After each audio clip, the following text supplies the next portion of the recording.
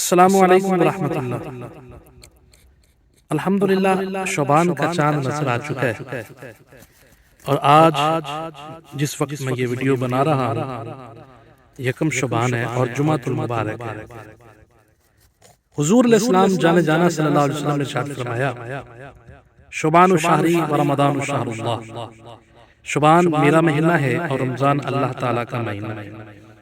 دوستو، اس کا مطلب یہ ہے کہ حضور علیہ السلام اکثر شعبان کے روزے رکھا کرتے ہیں۔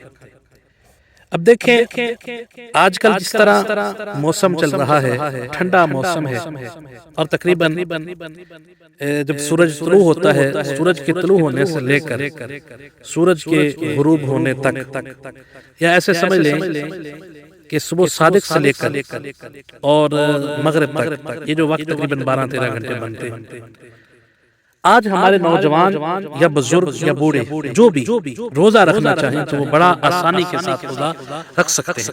اس کی کیا وجہ ہے؟ کیونکہ روزے ٹھنڈے ہوں گے۔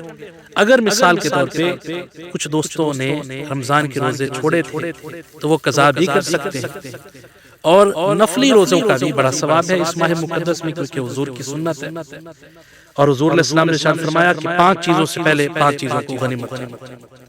پہلی چیز حضور نے ارشاد فرمایا، اپنی جوانی کو بڑھاپے سے پہلے غنیمت جانو، اور دوسری چیز اپنی صحت کو بیماری سے پہلے غنیمت جانو۔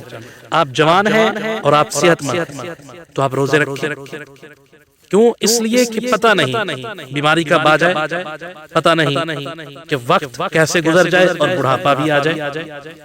صاحبان قدر، حاضرین اور سامعین کرام، اس ماہ مقدس کو ضائع مت کیجیے گا۔ رمضان کے تو روزے انشاءاللہ فرضی وہ تو رکھیں گے ہی سب انشاءاللہ، لیکن یہ جو ماہ مقدس ہے شعبان کا، اس کی بھی قدر و قیمت کریں اور اس کی ویلیو سمجھیں۔